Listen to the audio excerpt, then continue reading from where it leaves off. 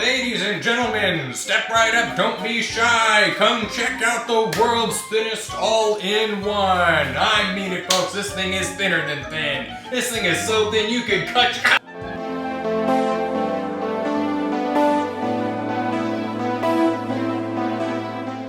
Seriously, the first thing you'll notice when you unbox your brand new ACER Aspire C27 is that this thing is super thin.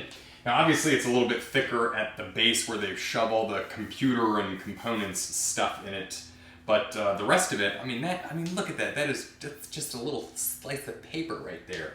No, it's noticeably thin, and it's probably one of the thinnest all-in-ones I think I have ever seen. You'll note right away that the entire profile of the all-in-one is pretty awesome. It's lightweight. I mean, this thing can be lifted with one hand. You cannot say the same thing about an iMac. It is a super small 27-inch edge-to-edge profile. Apple take the hint. And even though you would never want to travel with an all-in-one computer, obviously, this is legit an all-in-one that you can throw in your car and take somewhere if you needed to. I am not suggesting you go to a Starbucks and set up shop there. I'm just saying if you had to throw this thing in a car, you could.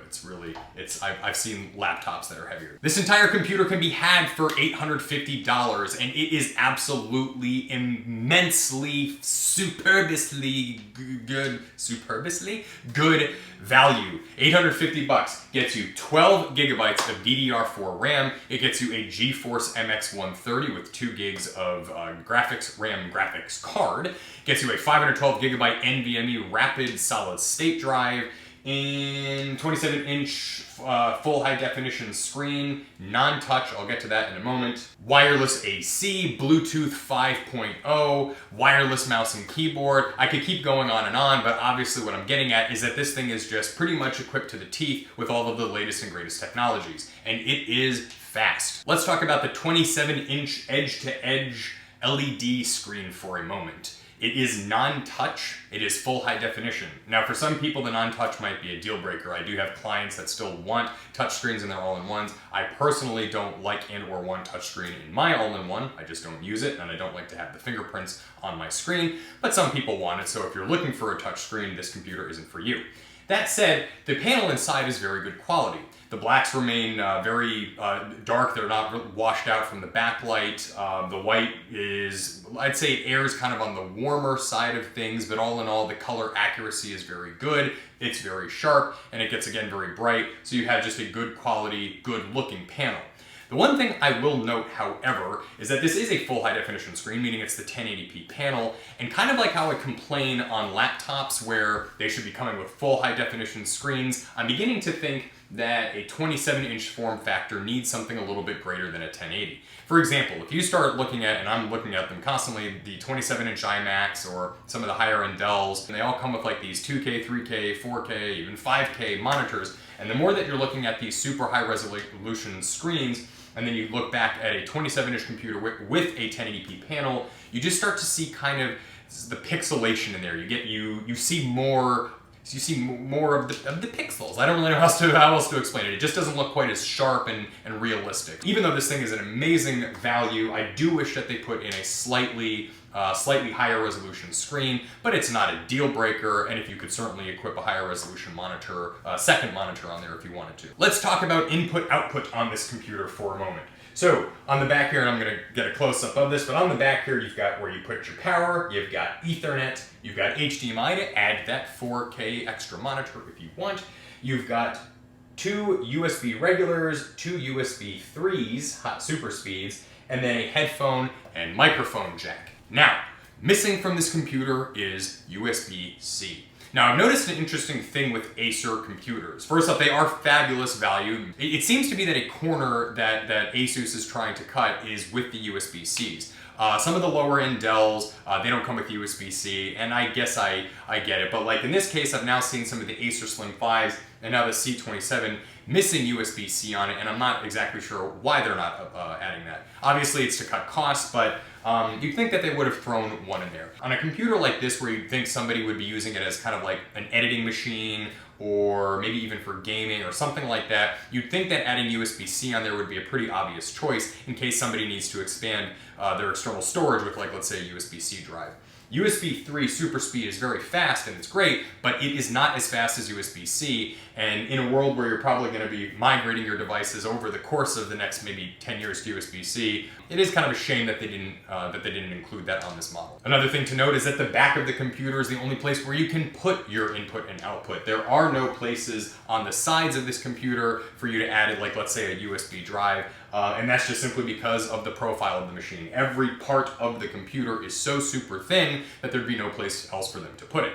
Moving along on some additional details with the ACER Aspire C27, I really love that so at the top, much like most all-in-ones, they've got a dual microphone and then the webcam at the top here, and I really like that they add this little privacy shutter at the top. I have a lot of people that bring in their computers and they've got little like sticky notes taped to the top of it, but now with this ACER Aspire C27, you don't have to do that.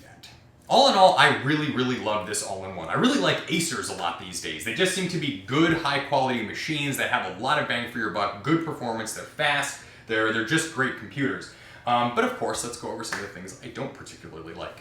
When you buy this computer and they ship it to you in your big brown box, you're going to get this little stand. The feet of the computer don't come attached to the base. You have to attach it yourself. And while that only takes like 60 seconds to do, and obviously this isn't a deal breaker, it's just a nitpick, that little screw is kind of a little annoying to unscrew, put the feet on, and then screw back in. I guess I just don't quite understand why they didn't do it from the factory. I assure you, if you see the box of this thing, the feet could be equipped to the stand and it would fit in that box just fine.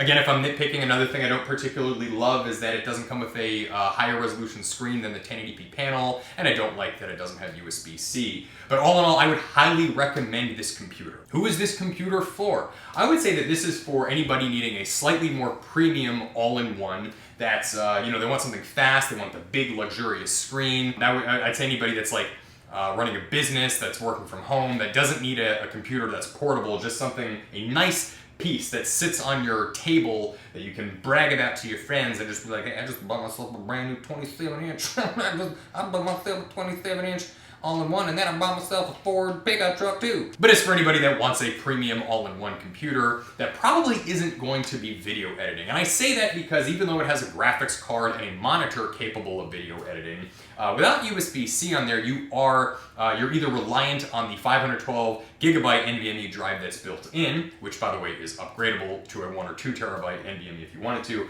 but you can't exactly edit on USB super speed hard drives. I mean, you can, but like as soon as you start getting into the higher resolution, higher quality files, it will chunk out and it's just not going to be very efficient for editing. So again, I wouldn't exactly say this is for video editors. I would say that this is for a student or a business person or just your typical home user that wants a like slightly higher premium machine that wants to do maybe even a little bit of gaming on it.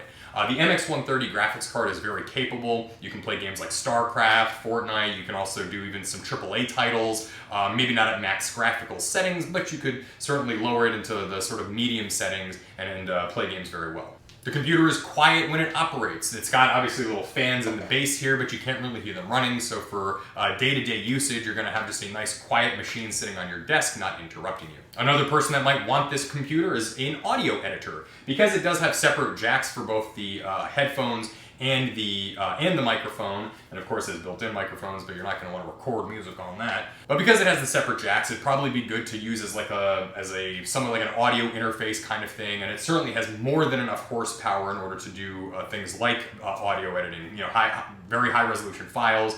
This might also be for somebody that wants to do Photoshop RAW editing. You could, in fact, put your RAWs on, like, let's say, a USB super speed drive and edit directly off of that, for example. It's not as taxing as video files. So with the 10th generation i5 processor and the 12 gigs of RAM, this thing is going to be an absolute home run hit for things like Photoshop RAW, for maybe even a little bit of CAD work, believe it or not. Not like super huge CAD files, but you can certainly do some CAD stuff on there. Audio editing, a little bit of gaming, and frankly, you could probably do some video editing on it too. Just bear in mind that you might want to upgrade the NVMe drive if you do.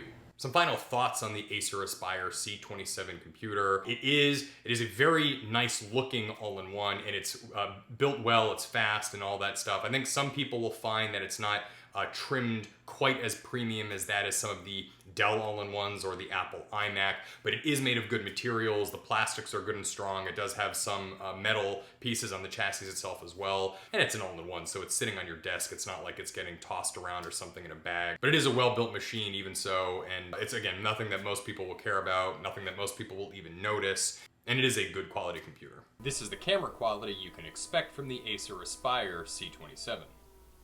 Anyway, that is the overview of the ACER Aspire C27. It is a great all-in-one, and I think if you're looking for a nice big 27-inch all-in-one that's going to be in the sub-$1,000 range, this is going to be a great option for you. Everybody, thank you for watching. Please like, subscribe, tell your friends, tell your fathers Happy Father's Day, even though it's a couple days late. Anyway, thanks for watching, and we will be back with another video real soon.